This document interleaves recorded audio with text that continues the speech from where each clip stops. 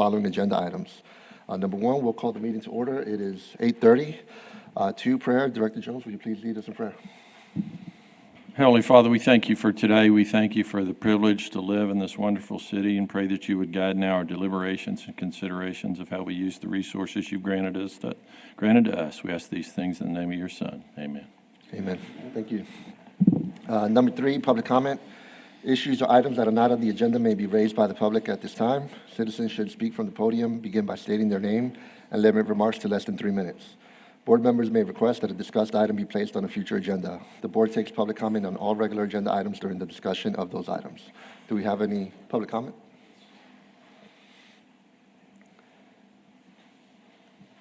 Good morning, Board. Nora Navarez, Economic Development Assistant. I just wanted to give you a quick update about the business plan competition. So on August 21st was the deadline for the entry, and we received 38 submittals.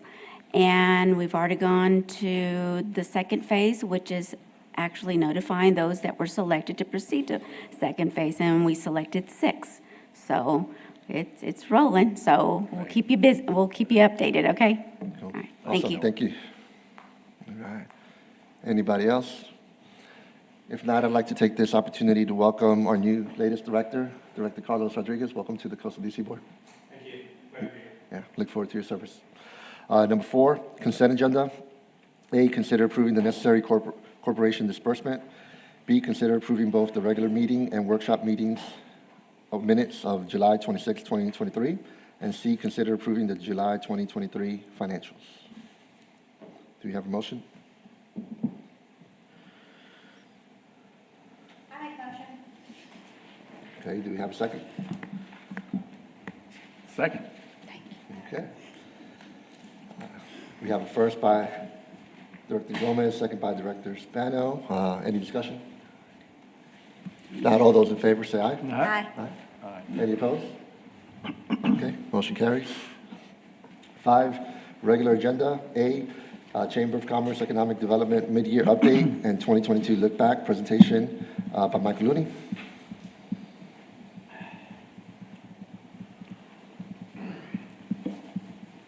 Okay, good morning, Coastal DC Board. All right, let's go ahead and get started. Regular agenda. Okay, we are Michael Looney. I'm the VP of Economic Development for the San Angelo Chamber of Commerce. The San Angelo Chamber of Commerce, for those who don't know, who might be watching this, we are a contractor to Coastal DC. We work hand in hand with the Coastal DC team, staff, board, on industrial and economic development, recruit, and business retention and expansion. That is economic gardening. That is growing those companies, those incumbent industrial companies, those primary job creators that are here in San Angelo, and recruiting new ones to come to San Angelo that work symbiotically with the resources that we have to increase the effectiveness of our industrial output. The overview. I'm going to kind of skim through this because I've got the second report that I want to show you is the 23 current up to date, so it's a mid-year report. But if you look at what we do, prospect generation, so as I just spoke about, industry recruitment, bringing new industry to San Angelo. SARMA, for those who are watching and don't know, that is the San Angelo Regional Manufacturers Alliance. This is a program that the Chamber kicked off in 2017. It is the method that we use for a lot of our recruitment efforts, in that we have relationships with a lot of heavy industrial operators, almost all of them. There's over 100 of them in San Angelo that, per their North American Industrial Classification Code, their NAICS code, identify as manufacturers of some sort.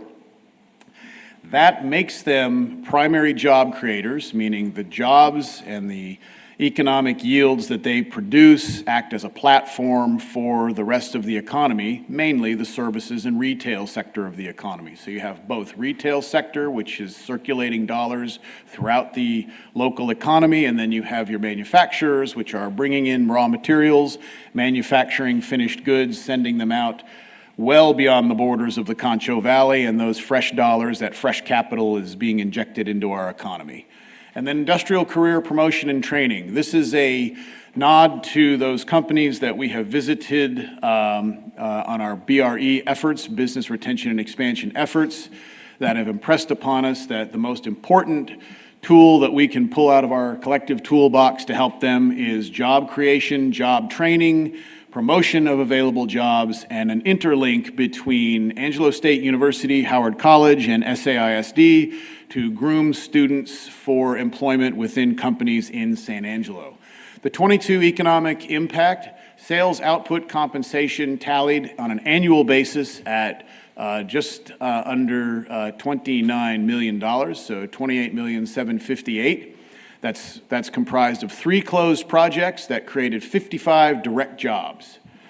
And it did create 26 indirect and 22 induced. And we do this on an annual basis, so this is per year. We don't use a multiplier effect of, say, 5 or 10 years, because we think that's an unrealistic number, because it's a little potentially too optimistic, but in some cases it may not be optimistic enough if you take a company that is going to grow during that period. So we use an annualized basis. Prospect generation, this is just a snapshot of the data that we track on our dashboard system. Real-time updates are done. Costa DC staff does have access to the dashboard, so they can see it if they ever want to dig into it and test drive it and see what we're doing, and they can obviously make inputs of their own. So this just shows the types of projects that we have RFIs directed to. 63% need an existing building, 73% need acreage, and 21% need under 100 employees. And we can go into these kinds of details much deeper if we need to, but this gives you a pretty good snapshot of where we are. Currently, our pipeline, if all the projects that we have in the pipeline currently, and that's the slide up to the top left, if they all land, the value to San Angelo would be $1.5 billion in investment and over 700 new jobs over a 60-month period. Industry recruitment and expansion. These are 3 transactions that were initiated before 22 and then completed in 22. That is CSA Materials, which became our first large user at the Railport. That is a division of Reese Albert. Allen's Transport, this is a project that we'd worked on for many years with a Canada-based heavy haul company, and they ended up buying a building as opposed to building in the industrial park. 3 days from letting the contract to build a new terminal, they found out that the old Detmar Transportation building was available, and they paid cash for it, bought it, and they are operational. I just talked to Mr. Fandrick, Alan Fandrick, this morning, and he is just about at 8 employees, and he is heading for a much larger group that he's going to hire once he brings power down from Canada, more power and trailers, and he has several contracts that he is waiting on the signature of. Rosenberger Site Solutions, this is the one that Costa DC made a modest contribution to. It was publicly disclosed as $75,000, which is a modest contribution. We have toured the company 3 times. They're out on Tractor Trail. They're going to be right now. They're heading for a 20-employee batch of people. They're all local employees, and they did import one guy from Pennsylvania. You remember this was the German electronics company that moved an entire factory from Pennsylvania to San Angelo, Texas. And we did, as I will note, have Kyle Harris, who's the VP of Rosenberger North America. We had him down 2 weeks ago for 3 days, and we got to know him a lot better. And the company is very pleased with their decision and very impressed with the way the community at large has supported and continues to support their operation. Of the 20 people that they are going to hire initially, they're going to eventually work up to 30. But immediately they need 20. They're hiring them in groups of 5. They set it up to where the first 5 are so well trained that they can actually train the incoming group of 5. Then that group of 5 can train the other group of 5. That's how much emphasis they put on industry training. And so we thought that was quite innovative, refreshing, and common sense. That's going to do about a $12 million a year direct impact, economic impact. When we visit with our local incumbent companies, and our recruit companies for that matter, but mostly with our BRE companies, that is incumbent industry that's here, we ask them, what is it that Costa DC, the Chamber, and our partners like Howard College, SAISD, and ASU, Engineering Department and Business Division, can do, the College of Business, what can they do to help you? And they all come back to workforce recruitment, workforce retention, and training. So we've enacted several programs: Fabricators Recruitment Day, Manufacturing Days, which is in the month of October, Industrial Career Promotion and Training. Getting into that, I'm just going to skim through it. SME Prime, this is a project that is hosted by the Society of Manufacturing Engineers. This was a project that was funded, seed money was funded by Costa DC, a little bit from the Chamber, Ethicon, and Principal LED, now Principal Sloan. We'll get to that in a minute. And this project is a way to bring high school students into the orbit of the manufacturing sector with a goal of getting them trained up and interested in the manufacturing sector of our economy locally, and deploying them out to local manufacturers of all different types, everything from welding to technical assembly to drafting to CAD drawing, logistics and supply. The 23 update, you'll look and see that so far our sales output compensation calculation is at $24 million. So at the mid-year point, we are almost at the same economic impact that took all of 2022 to complete. And this is comprised of 2 projects. So you've got 35 direct jobs, 6 indirect, and 14 induced. The number that we focus on are the direct jobs. So that would be, in this case, 35. And these are real numbers that we get from the employers. That consists of 2 companies, Principal Sloan, which used to be Principal LED. Principal LED purchased their biggest competitor, Sloan LED, making them now one of the largest LED internal components manufacturers and distribution companies in the world. The merger of Principal and Sloan, which is headquartered here in San Angelo, and the industrial park, it gives them above 50% global market share for those components. Because of that, they came to us asking for some help with finding a suitable location for extra warehouse overflow space.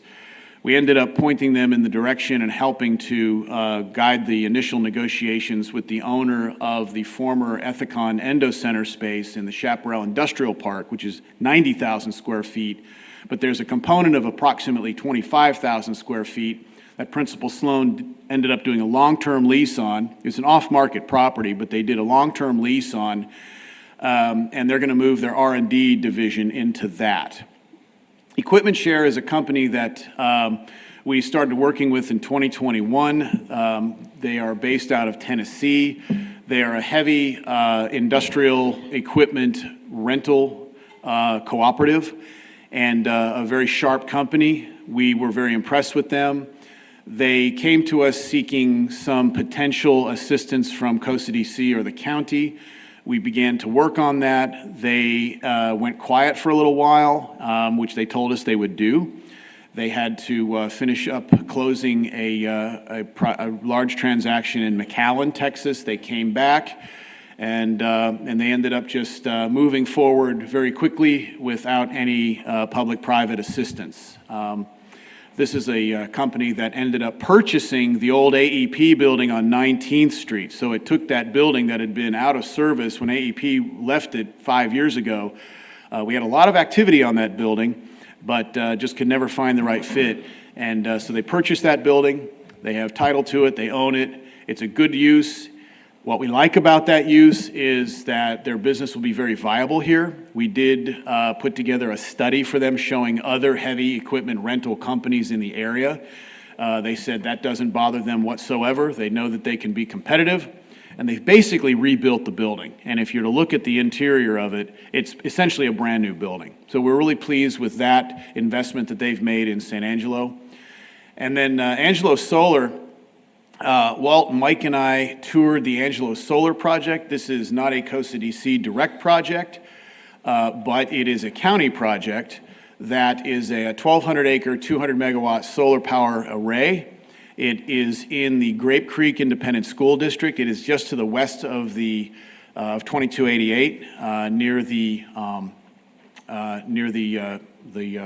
state park, and it's a $334 million investment.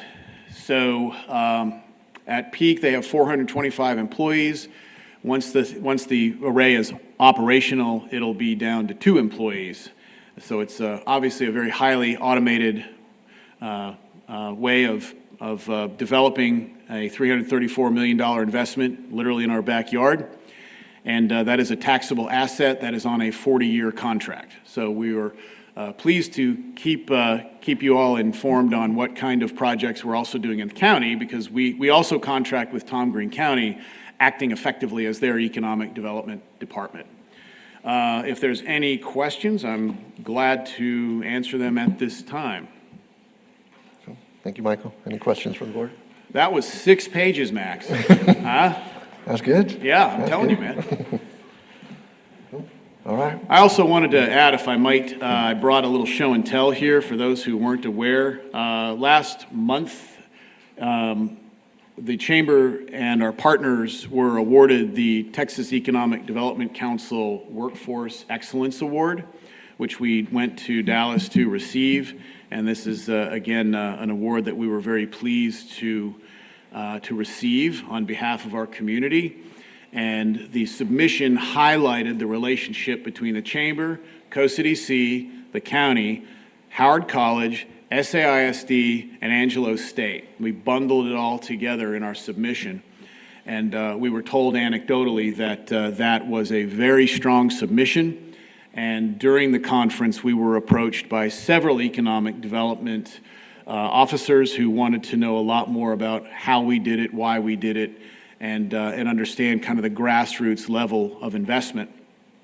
And so, anyway, so that's it. If there's any other questions, I'm happy to talk. Yeah. Anything else? I think we're good. I will add that our pipeline is full, so when you see the year-end report for the rest of this year, I think you'll see some good results. We feel very confident about some of the projects that we have in the pipeline, and I think we're going to be possibly talking about those a little bit more in exec. Thanks very much. All right, thank you. All right, we'll move forward with item B, public hearing regarding an expenditure in an amount not to exceed $200,000 for land, buildings, equipment, facilities, and improvements required or suitable for the promotion of development and expansion of affordable housing. A project authorized pursuant to Section 505.153 of the Texas Local Government Code, and authorizing the board president or his designee to negotiate and execute any required documents, subject to city council approval. Presentation by Bob Seaman. Thank you. This is a public hearing on a project that was approved by the board, I believe at their January meeting. Public hearings are required on prior to undertaking any project where we intend to spend half-cent sales tax. And it says, except as provided by subsection B, a type B corporation shall hold at least one public hearing before spending money to undertake a project. So that's why we're doing the public hearing. That's more for the public's knowledge than the board's. Y'all are aware of that. This is for the Blitz program for affordable housing. Over the past 15 years, the city and affordable housing have conducted a series of what we call Blitz programs, where we went into neighborhoods and we would identify a block or 2 blocks or whatever, and send volunteers in, or sometimes contractors, to just do a basic neighborhood improvement, painting the outside of houses, new roofs if they needed it, new siding, maybe cleaning up alleys and what have you. The city has seen a marked improvement in growth in those areas, to include a lot of private sector investment. It's kind of sort of like a seed project sometimes, where if you improve a few of the properties on the block, everybody starts looking at it and saying, hey, that looks pretty good, I think I'll do that with mine. And so it sort of gets contagious. It's been part of the city's neighborhood revitalization plan. And as I said, it's included quite a few things.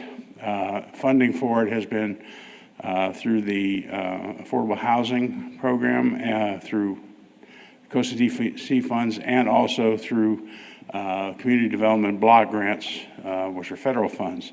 And those funds are no longer available for this program. Costa DC approved $200,000 to be used for the continuation of the program with an added roof repair component. So we're going back to doing some of that. But instead of a one-day event where we went and hit a neighborhood and do an entire neighborhood or an entire block, because of I don't want to say the lack of need, but there are far fewer areas now that need a whole block or a whole area to be done. So the new program is going to do it sort of on a one-for-one basis, where they go in and do one house at a time. But these will all be houses that are in eligible areas, target areas. The city will leverage Costa DC funds with some federal funds to target up to 25 homes for siding and roof repairs. And Costa DC did approve this at their meeting on June 28th. I'll answer any questions the board might have, and if not, we can open it for public comment. Any questions from the board?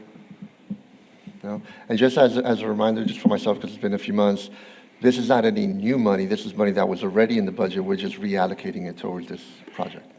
Right? Correct. Okay. And it comes out of affordable housing funds, not out of economic development. Right, so it was already in the budget. We're just reallocating the use of it. Correct. Okay.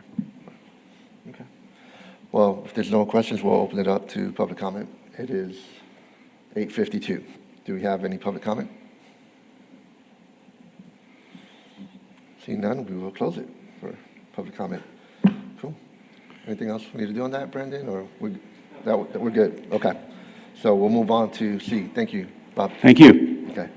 Discussion and board input regarding Coastal DC's strategic priorities. Presentation by Michael Dane.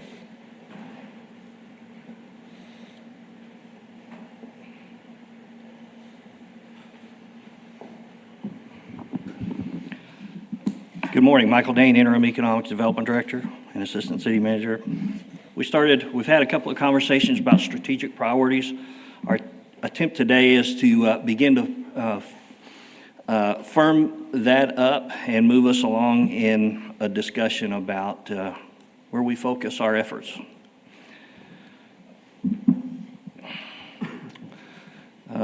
Clearly in the past, what we've worked on has to do with transportation enhancement.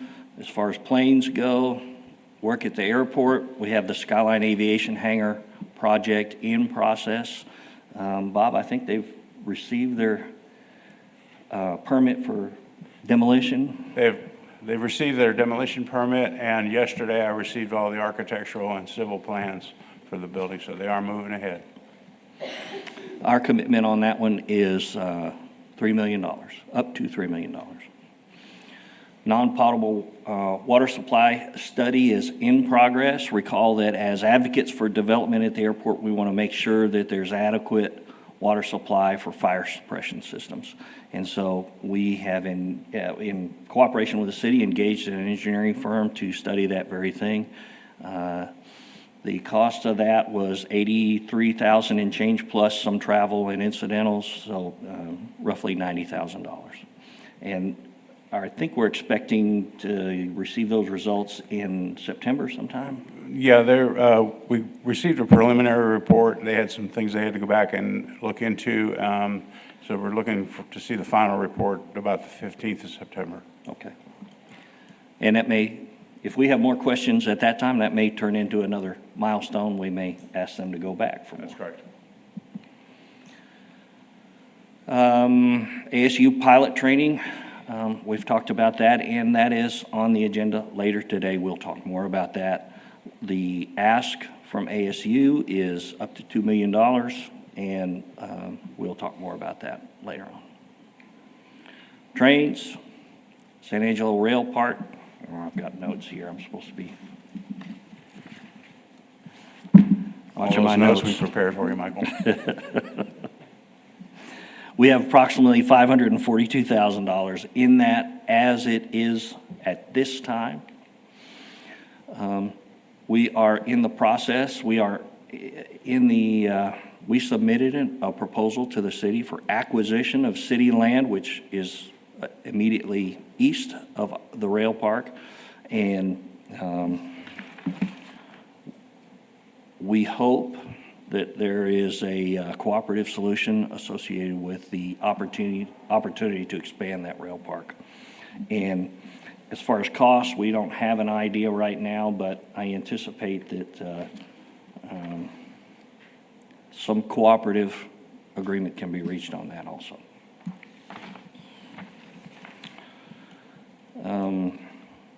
The big one for us, water and sewer extension to the rail park, either as is or as expanded.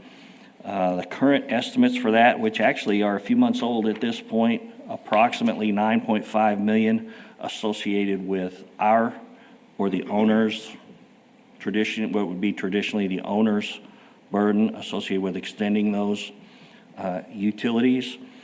The city is starting to see continued growth in that part of town, and they are nearing the point where they may need to expand the capacity on their side of the system also. And I think that, Bob, was at 11 or 12? 12 million. 12 million. And That's for an additional or a new elevated storage tank and then some other system improvements that will be required just to get water to that area and maintain storage for fire protection and what have you. So is that an additional 12 to the 9 million? That's Okay, correct. It just is to an clarify. additional. and that would typically or traditionally be a city side burden. But we will, as we work through the land issue and as we move closer to the need to extend those utilities, we'll be working closely with the city on that also. Automobiles, we participate in ports to plains. Our cost is approximately $60,000 per year. Our mayor chairs that organization at this point, and we have a couple of board members, I think, was it you, Max, and Rick, who have the opportunity to go to a conference this month. Staff feels like it's important for the board to be able to participate if they want, and so you don't have to have a position on their board in order to go to the conference. We support you going to the conference, whatever conference they have, to participate and be part of that activity. I-14 Gulf Coast Strategic Highway, they're not having regular meetings right now, and there are no membership dues right now, but that could heat up and that could change, or they might continue to do what they're doing. But we have traditionally had a part in that also. And so transportation summary. Airport, these are projects which are done or under contract at this point. Airport, 4.1, almost 4.2 million. Rail yard, 542. Ports to plains, 58 and change for a total of 4.8 million. We will come back to those future projects. For example, the big one for the rail yard and ASU, we'll address those again at a future slide. Industrial park, another key item for the Development Corporation. Phase 1, approximately 1.1 million in that. We had in 2 grants, we had $864,000, which contributed, so we had very little local money in that one. Phase 2, 5.3 and change. We had $1.25 million in an EDA grant associated with that. And we'll come back to the industrial park also. Also, with the industrial park, one of the things we think is key, we think that's an asset ready to go. It's out there just waiting. And so we think it'd be appropriate to come up with some sort of a marketing or promotion campaign associated directly with the park.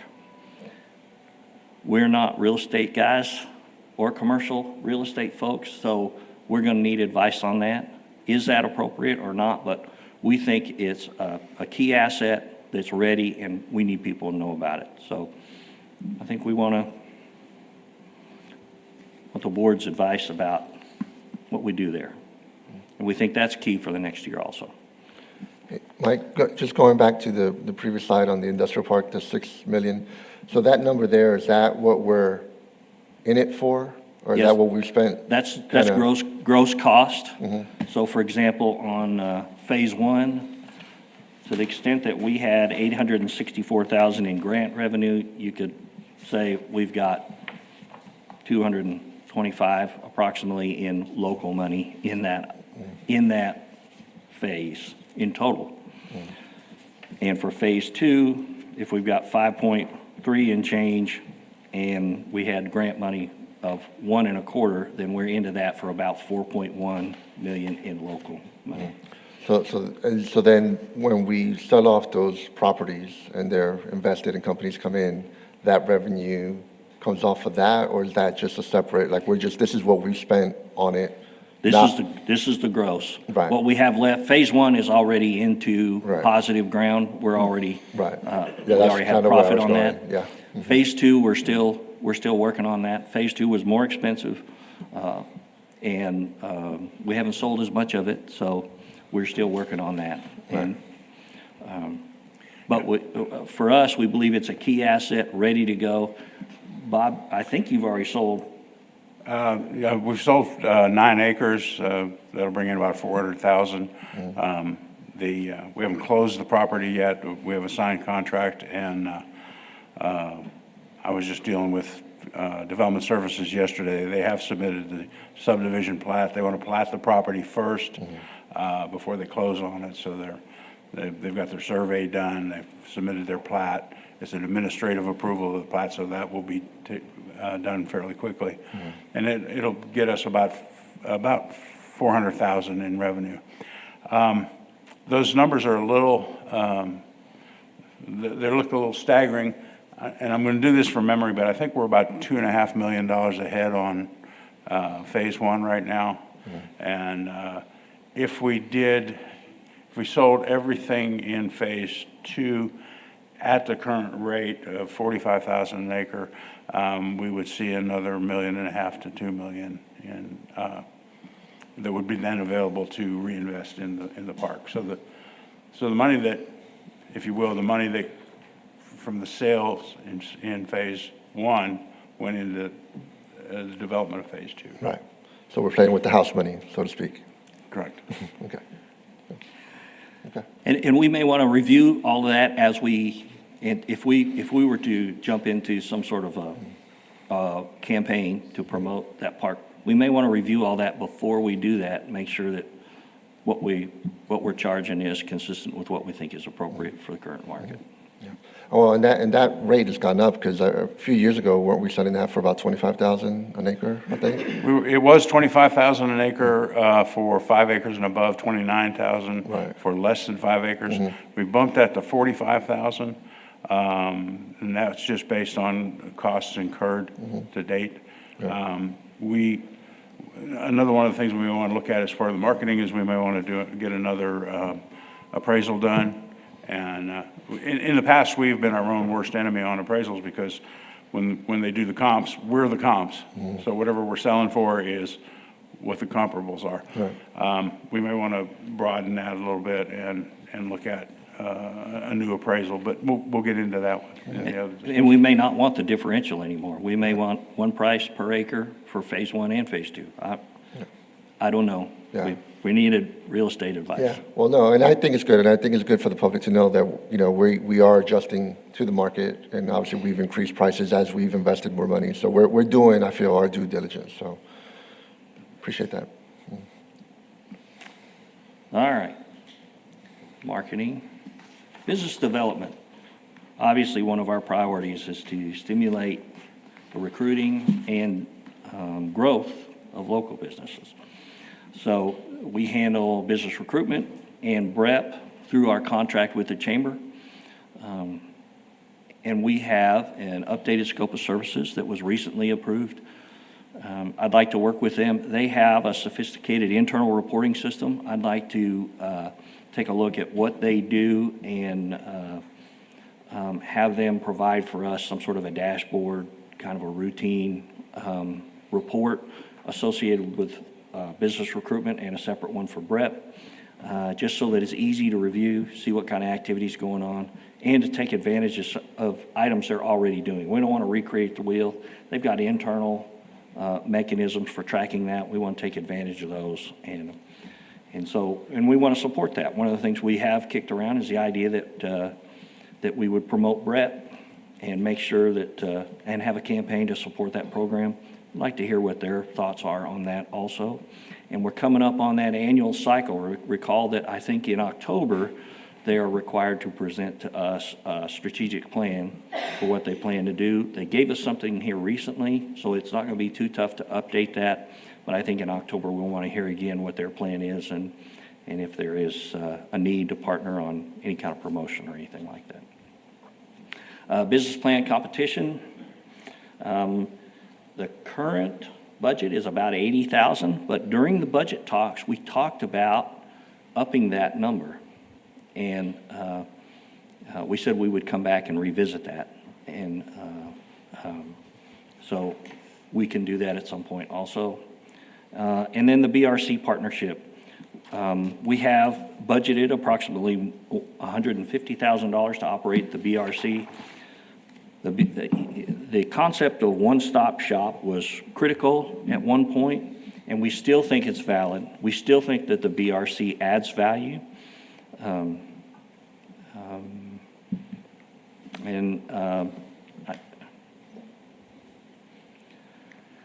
think we just, did we do the annual renewal with the SBDC? Yes, sir. Yes. We have some space available that's going to be available. Yes, as a matter of fact, our temporary person, they've already moved out as of Monday. So as of right now, we have 3 vacant offices now in the incubator area. In the incubator. Mm-hmm. So not a lot of hard initiatives associated with the BRC. Just continue to operate and make sure that it serves the SBDC's needs also. Quality of life. There's been more rumblings in the last year or so about quality of life issues. Chadburn Streetscape, we were asked to participate in phase 1 of that. I think most people feel that work that was done was very positive, very successful. And I know that the city is talking about a phase 2. I think they're trying to take it from where it ended on the north end all the way to the loop through the curve. But I don't think that's certain. I think they've applied for grants at a budget meeting yesterday. We had a budget work session, but before that we had a brief regular meeting where we took advantage of a little bit of excess capacity on the debt service rate to capture that money and make it available tentatively for Chadburn Streetscape. So they are scrounging to try to come up with money to do that. So I would anticipate we would receive an invitation to participate in that. I don't have any idea at what level.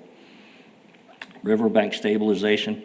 I don't think we've had a formal presentation, but we're having problems with the riverbanks falling into the river, collapsing in the downtown area. And so council's been talking about a stabilization effort running from about the downtown area to Bell Street. They just approved a contract to do the engineering and some of the studies that go with that kind of project. And they have applied for a big grant. I think the grant they applied for was $5 million. And so we may be asked to participate with the local match piece of that. I don't know. And then the key is, we've talked about quality of life some. And I need you to think about what your ideas are for quality of life. What do you think would be a quality of life project suitable for Coastal DC, if any? I don't need your answers now, but that I think it's We don't just let others determine what that is. I think we have input into that also. On the ballot side, where we're at on that ballot side is what's left is long-term water supply support and affordable housing. Long-term water includes debt service. We transfer money from there to the city's water fund to help with debt service where they have borrowed money for long-term water supply issues.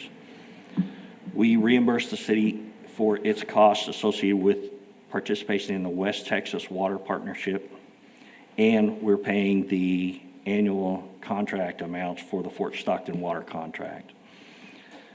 I believe we need to have an update on this. We need to have an update on the West Texas Water Partnership. I talked to city staff who said we're at a critical juncture, which may make a difference in how far we bring you forward in the history of West Texas Water Partnership. And so at some point, they'll turn me loose to bring to you a presentation about that. Or we may bring, in the past, at times we've had presentations where we brought an engineer into town who is familiar with that history also. Affordable housing at $335,000 a year is a ballot item. And we have talked, as we've worked through affordable housing this year, we have talked about the need to, let's review that program. Let's decide whether or not we want to keep doing what we're doing or take a look at something else. By the way, the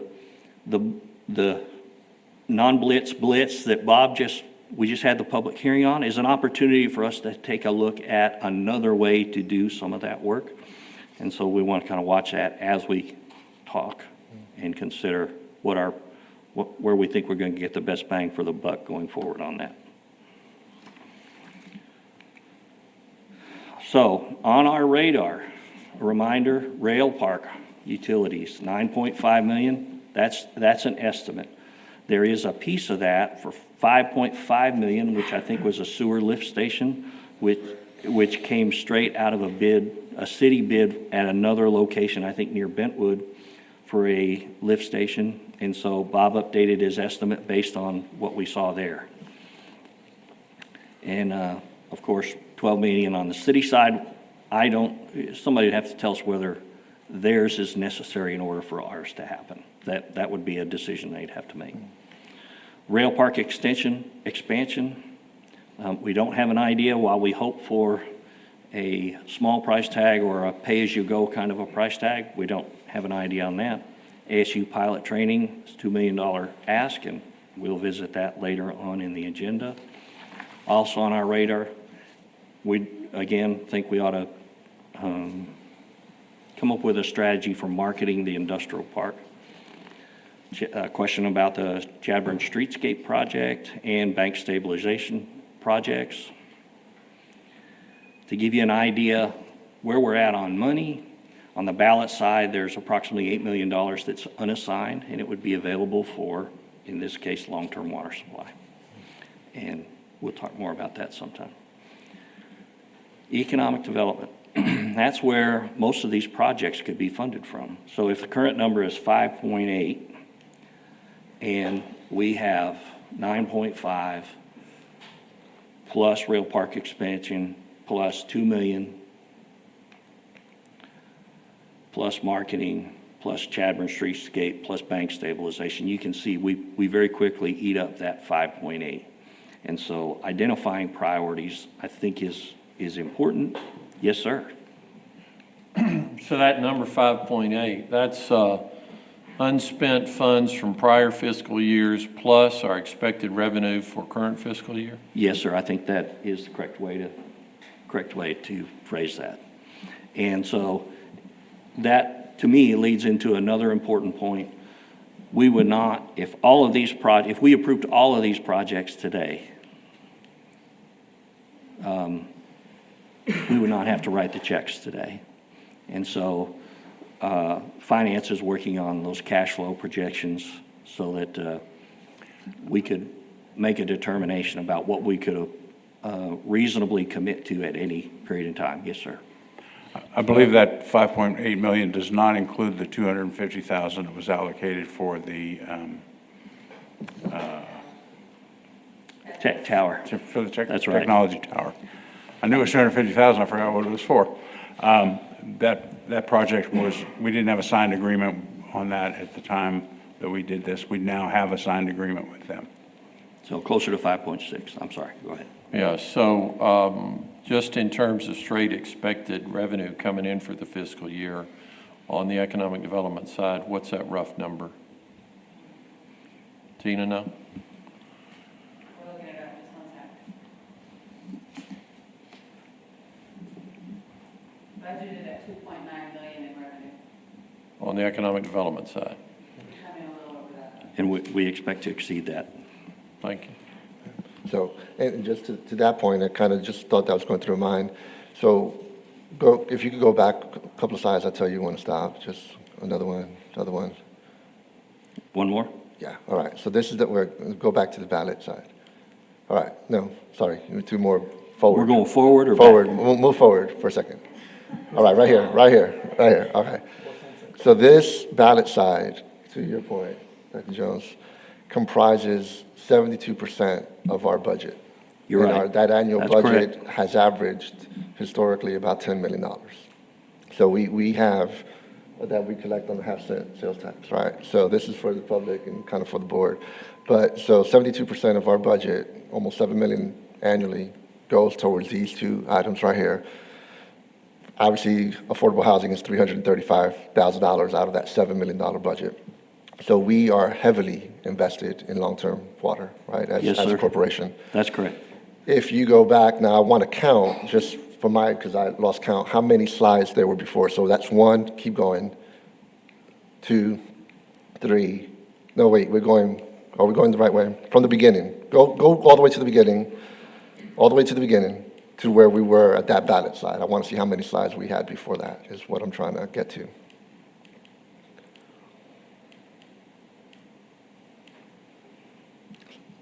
Okay, so that's your first slide. Okay, that's the first slide. That doesn't really count as cover. So we got 1, let's count, 2, 3, 4, 5, 6, 7, 8, 9, 10, 11, 12, 13, 14, 15, 16, 17.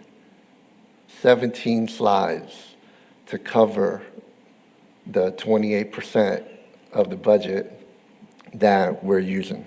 So, I mean, I think that just illustrates, in my head anyway, how resourceful we need to be as a board to maximize the 28% of the budget that we have to get, was it 16 or 17? I lost count already.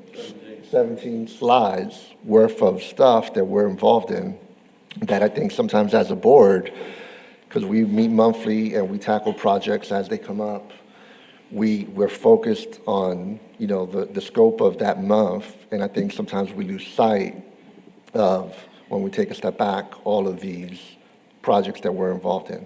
So to your point, the 2.9 for this year, roughly $3 million that we have, the things that we've already invested in and are committed to, in addition to what's on the radar, as you have here, that we have kind of an opportunity to, maximize and leverage, versus 72% of our budget is already tied up in a good way on the long-term water projects and affordable housing. The other thing is that we don't list in this presentation all of the economic development projects that have occurred in the past, that are pending at this point, or that our chamber folks are working on at this Right. point. That would be a lot more slides. Absolutely. And So, so anyway, these are the items that are on our radar. We think they've gotten to this point because they are priorities, but at some point, I think we're going to want to hear that from you.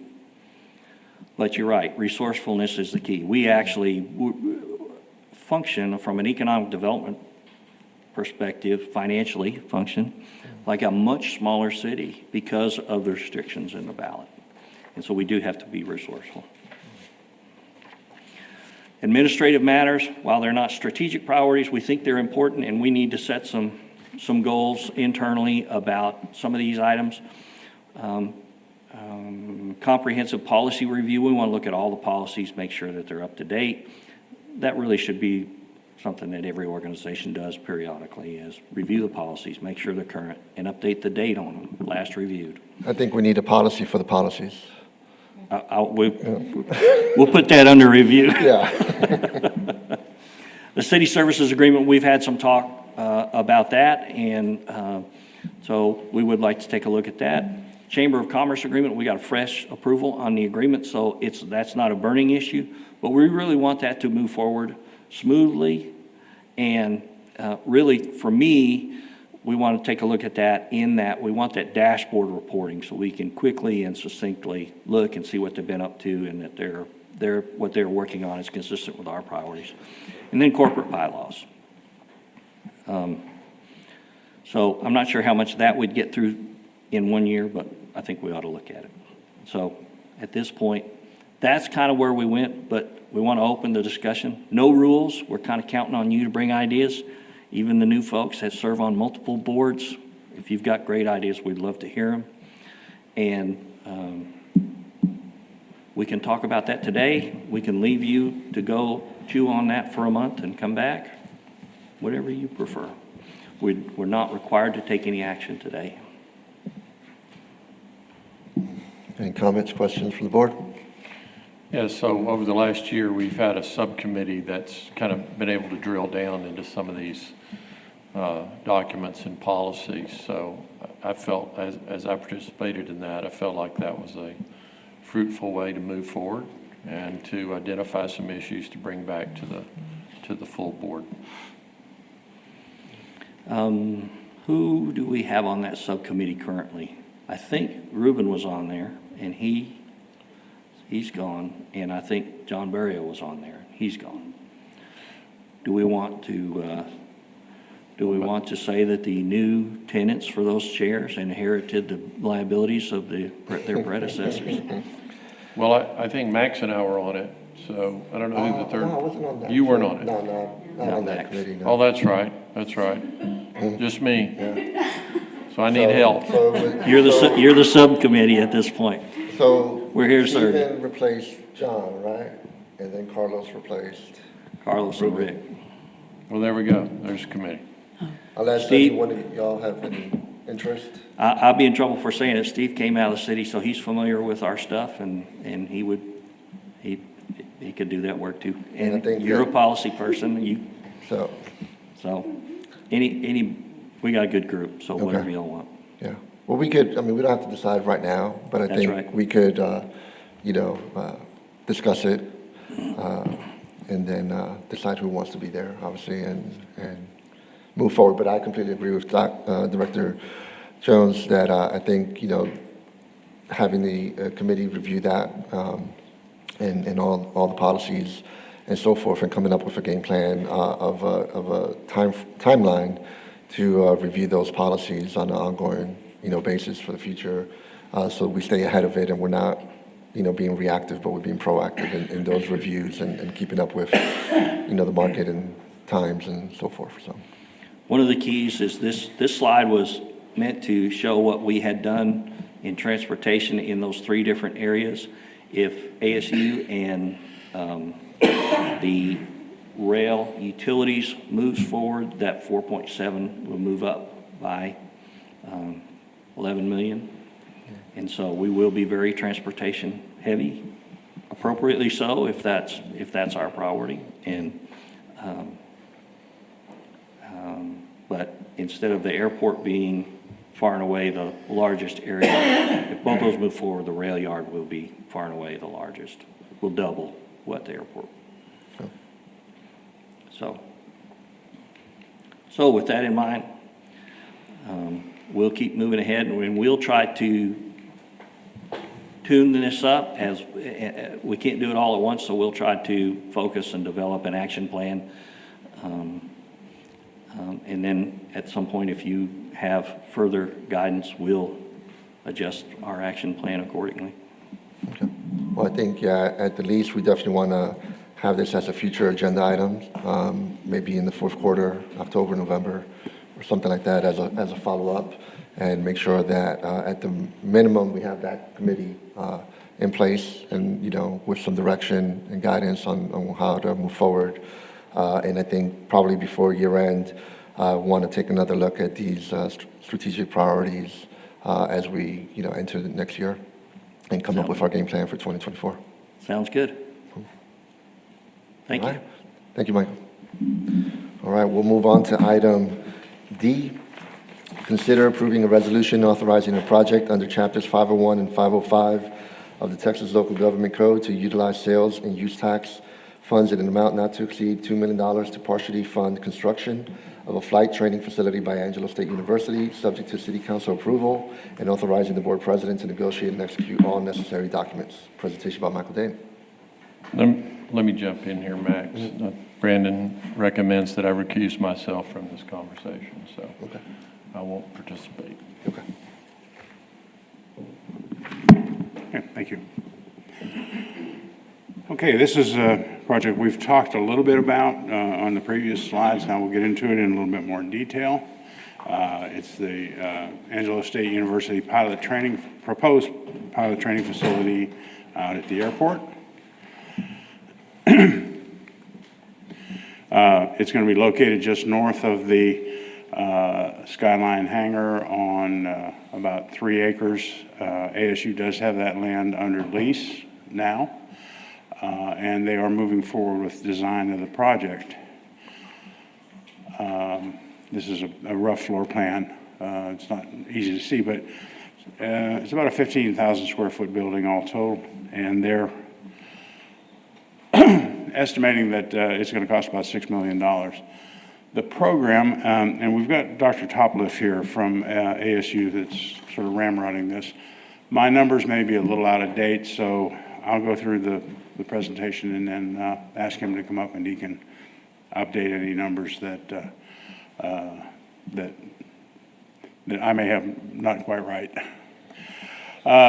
So in fall of 2023, there's 87 students currently in the program. They're looking to enroll another 38 next spring. They anticipate a total of 200 plus or minus, and I understand now that is up to 250 when they get the program fully up and operational. It's a program for a Bachelor of Commercial Aviation, and I'll let Dr. Topliff go into a little bit more what that involves.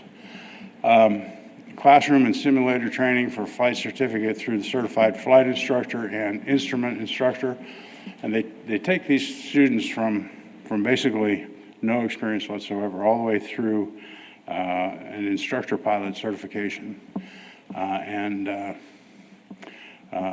It's a pretty involved program, and there's a lot of offshoots of it too that where they participate with some of the major airlines and what have you for mentorship programs.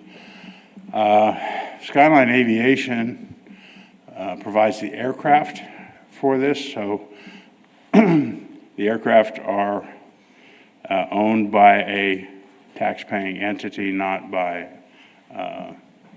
ASU, which is a non-tax entity. They currently have 18 aircraft, and these things run 300,000 or plus or minus per aircraft, and they have 6 more on order. To meet the 200 students, they would need about 30 aircraft. Generally, it takes about 1 aircraft per 7 students. So, again, 200 students divided by 7, you're looking at somewhere in the neighborhood of 30 aircraft. Direct employment, there are 32 certified flight instructors out there now. They would need 40 plus instructors for 200 students, even more for 150. There's about, they use a ratio of about 5 students per instructor.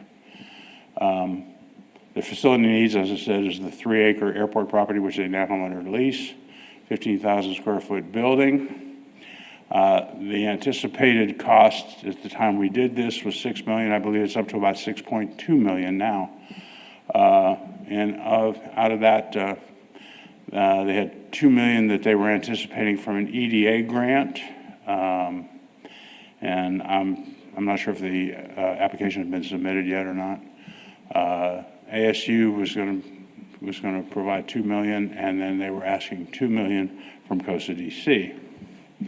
I ran some return on investment calculations, and I've probably run this model 10 times or better. And I also got some input from Dr. Sabias before he left that was pretty helpful. There was a study done in 2009 by ASU that said that the students contribute about $13,000 per student to the local economy every year. I bumped that to $15,000 for this study, probably even more than that, but try to be conservative on all of these. At the end of the day, there's a spin-off advantage of about 108 jobs. The instructor pilots make in the neighborhood of 40,000 to say 45,000 a year. The payback on this is about 13.9 years, the way I have it calculated, and that's probably very conservative. So that would be a return on investment, I think, of about 7%. If you look at the payback with looking at the advantages to not just the city, but also to the county and the school district, that payback then becomes about 8.7 years. We don't usually look at that, but I thought I'd throw that number in this time because this is hard to get a handle on the economic impact of it. We feel like it'll be a lot more, but we don't know how to quantify that, is I guess what I'm saying. So be happy to answer any questions. And like I say, Dr. Topliff is here to correct all the numbers that I misquoted. Yeah. I'm curious, another goal is to get to 200 students. How many students are in the program currently? Sorry? How many students are in the program currently? Currently, 87, I believe. You can talk better than I can. So we added 81 new first-time students this fall. So right now, on top of the 58 that were in the program this past year, so we're pushing at 140 students. Okay. And it's a 4-year program? It's a 4-year program, that's correct. Okay. So the goal would be to get to 200 total, or? Yeah, we actually think we're going to get to 250. Our goal is to be one of the top 5 aviation programs in the United States. Number 1 in Texas, of course. Cool. Okay. Any questions from the board? One question, Bob, this one's for you. As far as that lease goes, is there any financial piece of that? Is there any revenue associated with that lease, or is that just part of the incentive? It's hard to calculate. Sorry. It's hard to calculate, like I say, because the way our model works, it's set up for a typical sort of manufacturing or commercial company. This is a little different, so we've got to kind of put numbers where we think they'll have the desired effect. For example, the students, there is no slot or input for the total spending by a student or an employee or a person or whatever. But there is one for taxable sales. Okay, taxable sales, if you think about it, everything that the students buy, probably just about everything they buy is going to be taxable. So you can plug those numbers in there, and that brings the model in a little more in line. To answer your question more directly, yes, there is. We pay a lease, monthly lease on that 3 acres out there, and that is set by the airport board. And it is, I think in total, it's just about $20,000 a year for that. And that is figured in here. Also, the fuel sales, the airport does receive a portion, I think it's 8 cents a gallon or something like that for it goes to the airport on fuel sales. And we've estimated the fuel sales for the, matter of fact, Jeremy Valgartson, the airport director, helped me with that to get an estimate of what those would be. Right. And that lease, I guess that lease payment, that income goes to the airport, right? That doesn't come back to us? Yes, it goes to the airport. Right, okay. I just wanted to highlight the overall impact that this project has. Yeah, and I can update you a little bit on the numbers and kind of where we are in this process, if you'd like to know. We received permission from the Texas Tech University System Board of Regents for what we call Stage 2 design. We are in Stage 2 design right now. We've brought on a construction manager at risk, and so that's part of Stage 2. We will go back to the board in November with a GMP, a guaranteed maximum price for this project. Right now, the estimate is we had started out, it's like everything, it's just grown exponentially, seems like. We first thought this was a $4 million project, and then it became a $5 million project, and now in total it's closer to $8 million in total as to what that is. We have a significant amount of that already in the bank, but right now we're about $1.5 million short of where we would like to be to go to the board in November.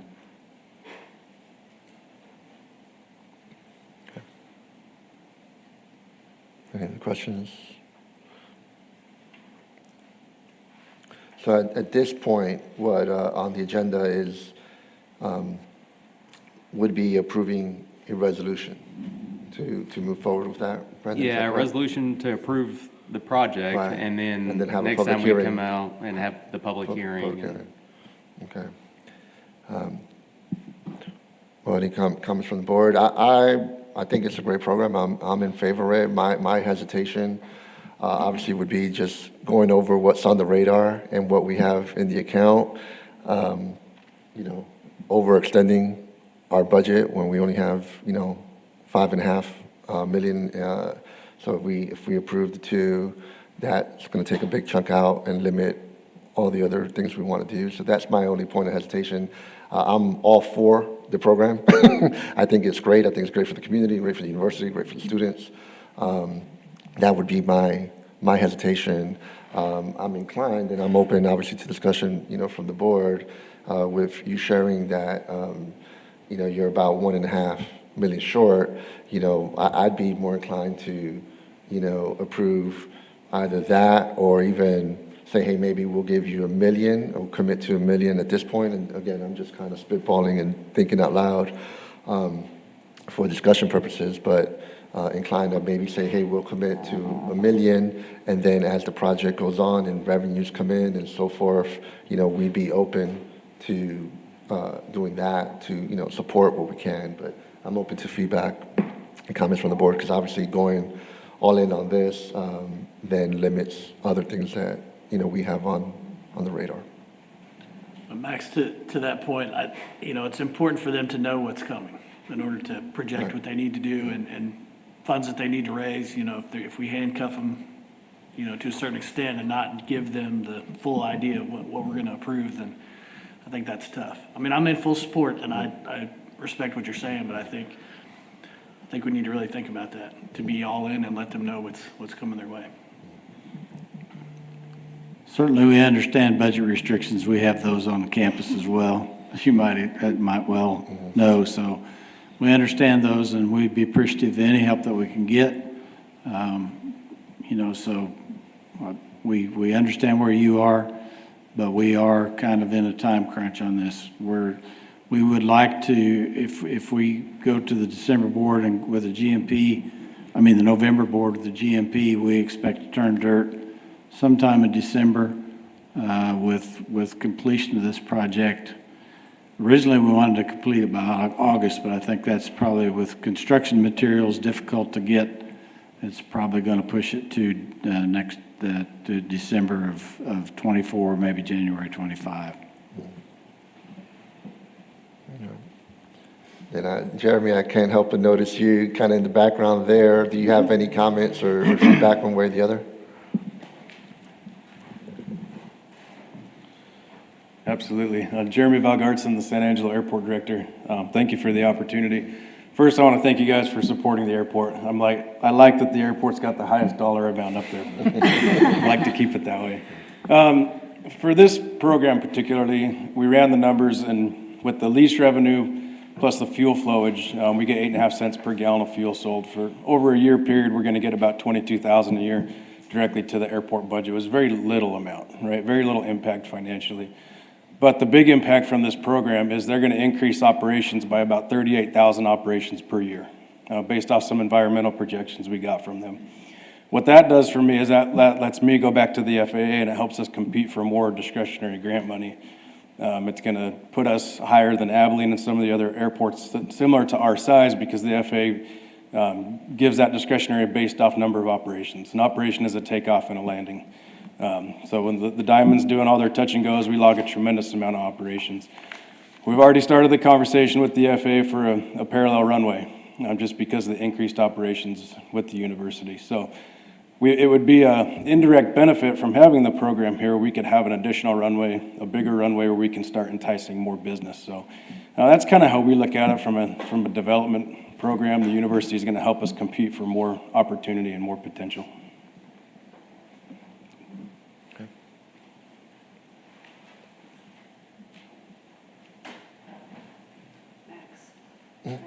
Oh, yeah, absolutely. Come on board, Julie. Julie Efferson, a mother of a son who just completed this program in another state. My son did his training at Louisiana Tech and got in. There was a waiting list at that university to get into the aviation program. All of his friends who have graduated have gone on to be very successful pilots, and then within a year and a half's time, they're flying the big jets for Southwest, for American. They start off on the small ones, they train them, and they go, and they have all been very successful. My son chose not to go that route. My son has stayed in Ruston, Louisiana. He is still a certified flight instructor for the university, but he is also a corporate pilot. As San Angelo grows, we are going to need more and more private pilots.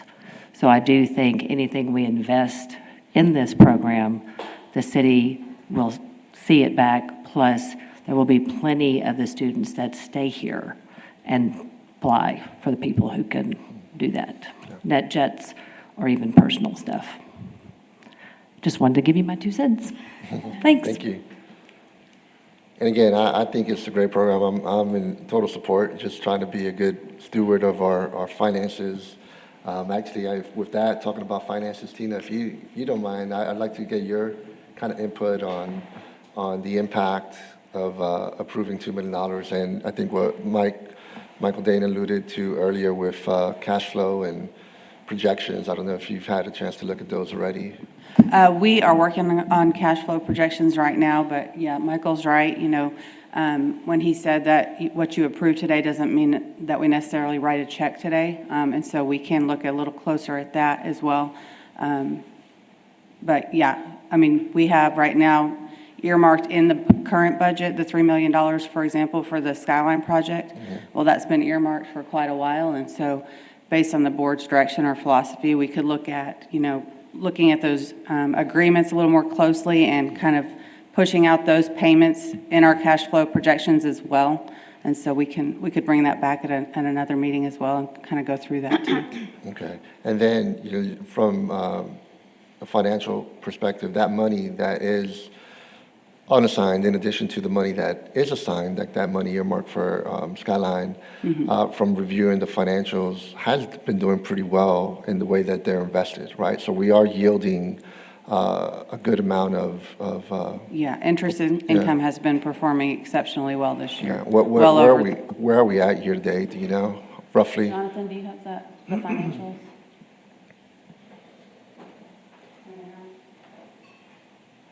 I know you got to go pretty quick.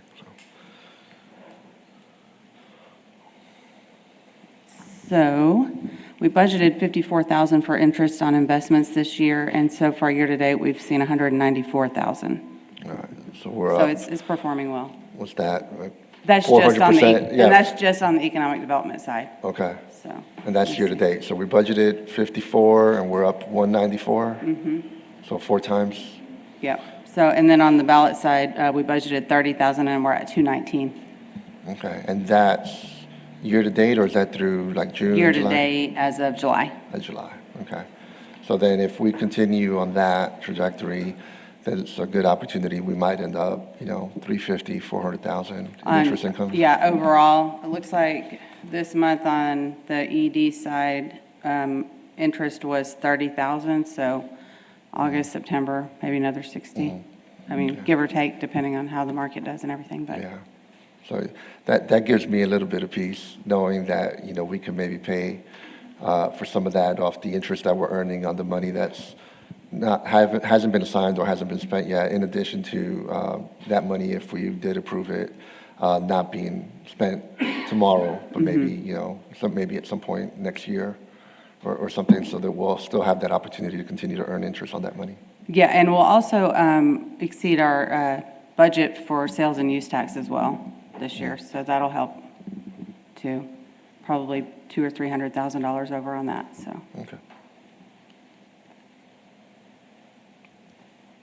Good? Max, Thank you, Tina. Sorry throwing you on the spot, yeah. Today, you're officially a finance department employee. Scrounging through positive revenue trends and positive interest income trends is one of the ways they scrounge to try to cover projects. And so that you're into a routine for them. That's what they routinely do. I do have a question. Dr. Toffler said about $1.5 million short. Is that $1.5 million short including our $2 million? Or does that mean that you need $1.5 million from us?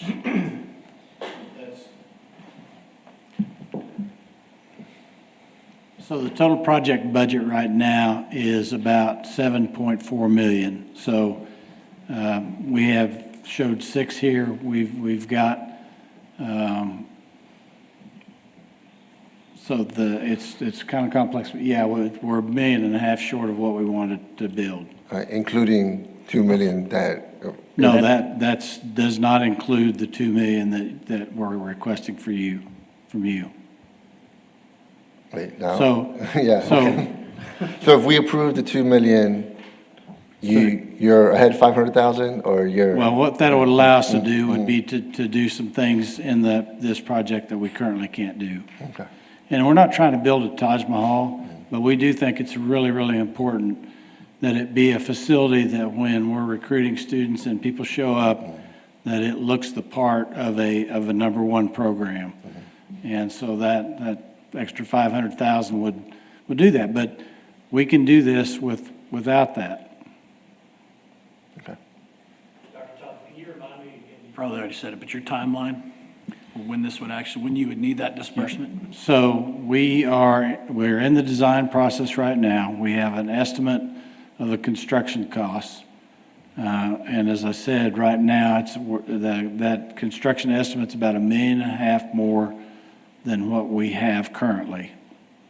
So we're either going to have to cut back on what we're going to do, or we're continuing to look for other sources of funds. We're not looking this is not the only place that we're looking for funds. Does that answer your question? It doesn't, to Max's point of what projects we have on the horizon, on the radar, right, that may not break ground for 2 years. So can we, disperse this in between now and that time, and so just look at all aspects, like you said. So that's why I was asking about your timeline. And when Yeah, you our need- timeline is advancing pretty quickly. We would like to have a guaranteed maximum price to the Board of Regents. Well, we will have a GMP to the Board of Regents in November, November 10th, 11th, somewhere right along in there. Our hope is to turn dirt sometime in late December and get this project on the move. Okay. And then as far as, well, I guess, Bob, I'll go to you, because usually in projects, and I guess this is not really spelled out here, but typically there's phases right? So we would say, all right, we'll give you this or reimburse this or upon completion of that. So what would this look like upon approval? We could certainly get together with Dr. Topliff and look at trying to phase it out. Yeah, we don't have to write the check on November the 11th. Right, no, that's what I'm getting to, Yeah. exactly, Yeah. yeah. Because again, if that So- money, So like with all construction project, there'll be, draws to the contractors at various phases throughout the project. right, We could maybe do something like on a monthly basis or a quarterly basis or whatever. And that might start, we can structure the agreement such that maybe it didn't start until, I don't know, sometime in 2024. Yeah, right. could be first quarter of 2024. right. Or maybe, excuse me for putting it this way, but maybe our money comes in at the end of the project. Right, that's kind of what I'm getting to. And again, just giving the board an opportunity to maximize the interest potential and income that we're Sure. getting to then offset some of that cost. It's kind of where I'm Yeah, going. we're certainly not expecting a check in Right. November. Okay. Yeah, I think if we could kind of structure, something like that, I think, again, doing our due diligence and So staff could work on something like that. The board could either authorize, typically the board authorizes the board president to negotiate and execute an agreement. Right. We can do this on that basis. We could bring something back to the full board. We could do a committee to look at it and work with ASU to sort of stage it. And, I think we're open. And Yeah, that increases. jump in there if I'm getting over my skis. Yeah, that definitely increases my comfort level, again, from a budgetary perspective. I'm total support of it, philosophically, and I think it's great for the community, et cetera. Just looking at it from a budgetary, because we have a lot of things on the radar, and we want to do them all, but obviously we have to, be selective and careful as we move forward and be good stewards, so. Okay. Any other questions from? Yeah, I do have a question. If we approve 1.5 million, for example, you're 500,000 short for the amenities or whatever else that you want to add, is there time to raise that from other sources? Well, we're continuing to raise money right now. And what's the prospect of those? So the EDA grant, we have submitted that EDA grant. We don't know what the outcome of that's going to be yet. So, we're continuing to look for money to make this project as something that we can all look at and go, wow, that's really cool. So do you have to have the money raised or committed at the time that you present it to your board? Or do you have time to We'll have to have the total budget? construction funds committed. Now, if there are additional amenities or things like that, those could be added on later. For example, AV equipment inside the facility. By the way, I will tell you that we got a grant for $70,000 committed yesterday from Southwest Airlines to buy 2 new simulators that will be in this facility. So we're continuing to raise money for the program from every source that we can identify. Thank you, Doctor. You're welcome. All right, well, does someone want to make a motion?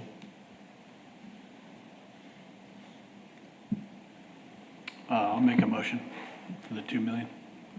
Second. Okay.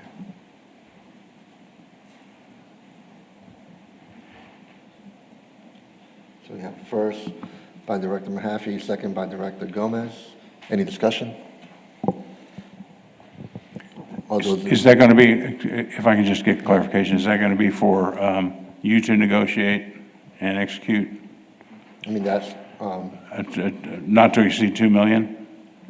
I don't think so. Is that your intent?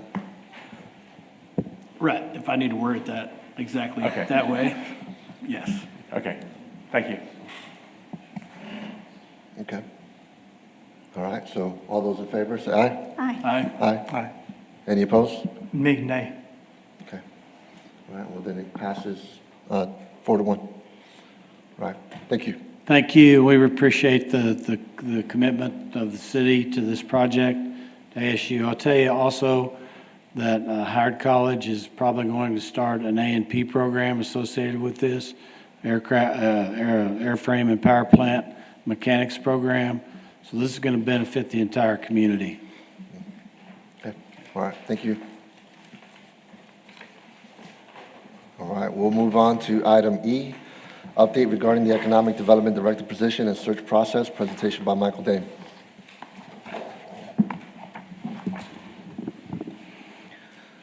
Good morning again. Michael Dane, Interim Economic Development Director.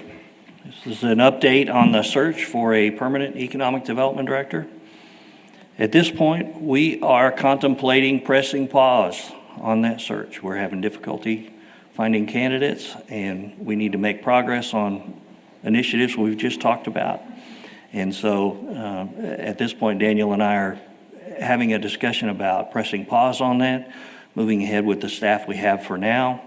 One of the benefits is we save a little money, but the market is difficult right now. Economic development professionals are in high demand, and it's a tough market out there. Yes, sir. Are you at liberty to discuss the proposed salary range you've been using in the search to this point?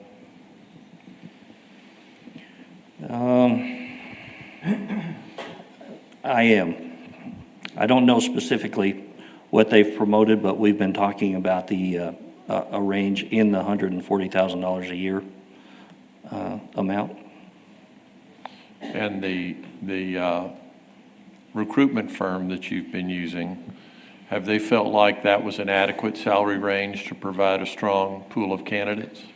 I can't speak for them directly, but I think they did counsel that that would be a challenging range. Not impossible, but certainly challenging. And you noted a moment ago that by hitting pause, and I assume that means you would continue in your dual role. Yes, although we have started a discussion about a greater commitment time-wise to COSA DC than we've had in the past. On your part? On my part, absolutely. I'm just wondering, when you say we're saving money on this money all comes out of the administrative services contract between COSA DC and the city, right? It does. Okay. I'm wondering if the savings that we've experienced over the past year, because I believe we're right at a year now, I'm assuming that money is sitting in the fund balance that we mentioned earlier, right? Yes, it's here in COSA DC. And that, I'm assuming that's split between ballot and economic development? Yes. Both sides pay for the salary? Yes. Might that not provide a pool of resources that could be used to augment or sweeten any future offer in terms of perhaps a signing bonus or a higher salary, as long as we're saving money? Here comes our CFO to answer these many questions. Salaries are all paid on the economic development side. Oh, okay. Thank you for that clarification. Woo, I didn't know what she was going to say. You never know. You ask the wrong question, you might not get an answer that you like. Anyway, I'm just thinking, if we're saving money while we hit pause, maybe it doesn't make any sense, but I'd like to think maybe we could earmark that money to have it be a more competitive salary. I realize there are issues here from the corporation's point of view. We just want to hire a high-quality director. And so we only have one director that we employ.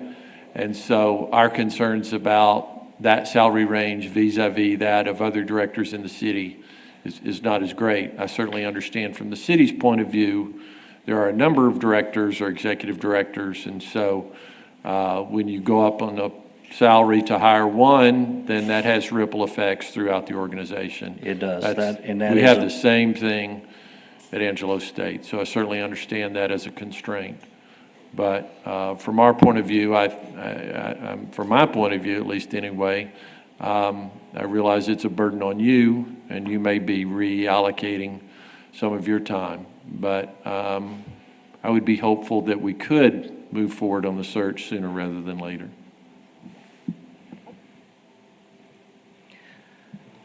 Yeah, Well, I'd be inclined to add that if, to the strategic priorities as well as for further discussion and evaluation. I guess if we're going to talk about it in October or so, or November.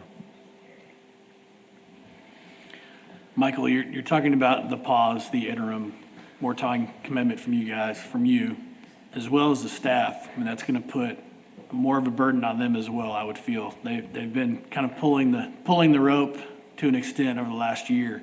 Has there been a discussion that if you are going to have more of a time commitment, to potentially bring in someone else to at least help staff with their daily functions and maybe at a lower, I shouldn't say lower level, but different position type? We have not, but one of the things that has an idea that's been kicked around is, are our programs what they ought to be? Do we need a different program? Do we need an additional program? If we're going to have to play good defense on those time commitments, so that we can manage the workload with the existing staff. And so, getting the best bang for the buck, not only from a dollars perspective, but from a time perspective is important.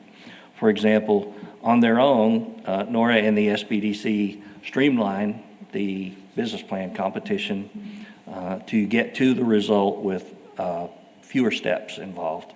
We think that's a good move. They did that on their own. It didn't have anything to do with this situation.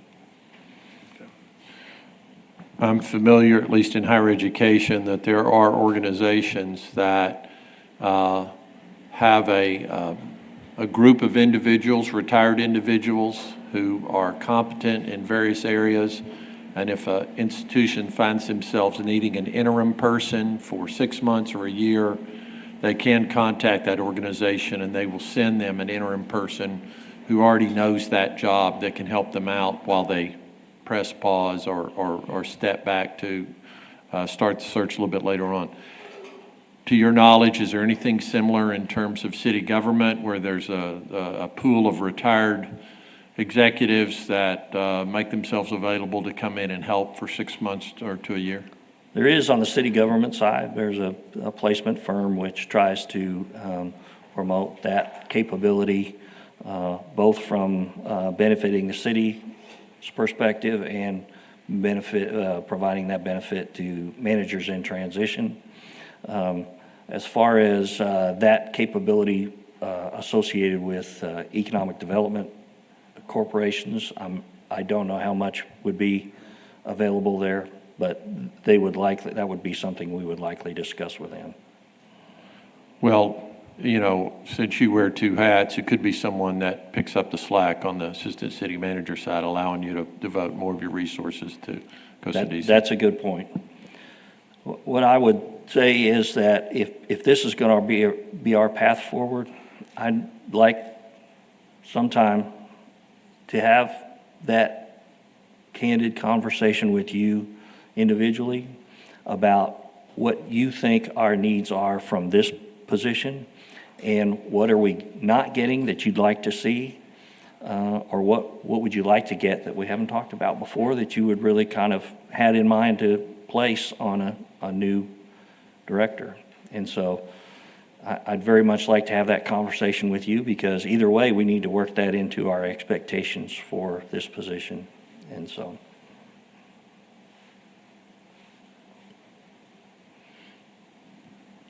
I do want to give a thanks though, publicly, thank you guys and the staff for stepping up in this interim spot. Like Dr. Jones said, it's kind of all over, it's higher education, it's different areas. So thank you guys for stepping up. Well, I think we would say thank you also. Bob and Nora and I each are receiving approximately a 9% temporary bump associated with this situation, and we appreciate that. But again, associated with strategic priorities. We want to know what the priorities are for the organization, and then we want to staff accordingly. I would say that if the priorities don't suggest we need the position, then we take a break. But if there's a high energy or a high input effort that is a priority, then we need to take a look at it. But I think we talked about this based on status quo for priorities. If that's the case, we think we can handle it, at least temporarily. And so we'll give it a try. The other thing is, this is getting off into a personal opinion, but I think when you're in a large organization, especially a tax-funded organization, if you've got staff willing to try something new that might save money and get you the same result, I think we ought to give it a try. Creativity and taking a risk on a creative or a different direction sometimes is a little lacking, and so I like the idea that we would try something new and different and see if we can get the result we want. And if we're not, then I think we ought to say what that result is that we're not getting. I'm wondering, and Brandon may be able to answer this question for us, in the administrative services agreement between the corporation and the city, off the top of my head, I don't remember, does that agreement speak to these circumstances in any way if the city is struggling to identify qualified individuals to provide these services for the corporation? Now, I mean, their obligations are to adequately staff for the tasks that are outlined in the economic development side. So I'd have to look back at it to see if it specifically says you have to have a director, but from my recall, it's just adequate staff to perform those specified functions in the contract. And so long as that's being done, I mean, I think the city would be fulfilling that contract. So that's just a judgment that would be made by the corporation as to whether or not the city was adequately providing Yeah, these absolutely. services? I mean, if the corporation felt like, they weren't living up to the obligations in the contract, that's certainly a notice under the contract that you could give the city manager's office and have that addressed.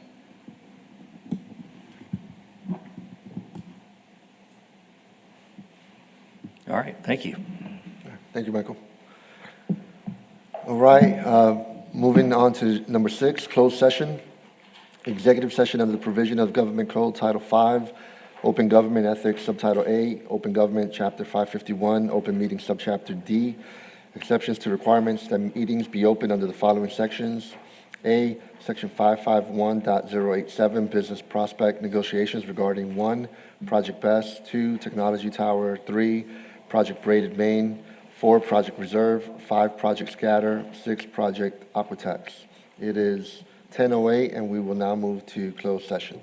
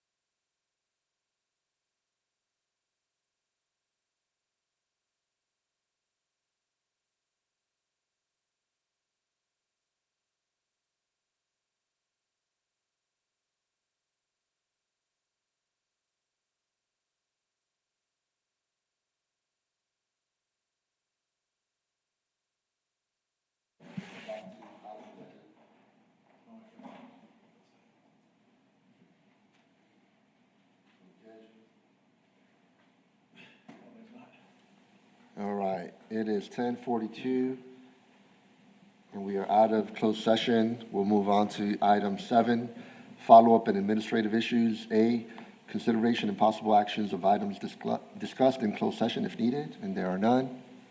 B, announcements and consideration of future agenda items. Do we have any? No? If not, then we'll move on to number 8, and we'll entertain a motion for adjournment. So moved. Okay, we have a first, Director Jones, second, Director Mahaffey. All those in favor, say aye. Aye. All right, it is 10:43. We are done. Thank you, everyone.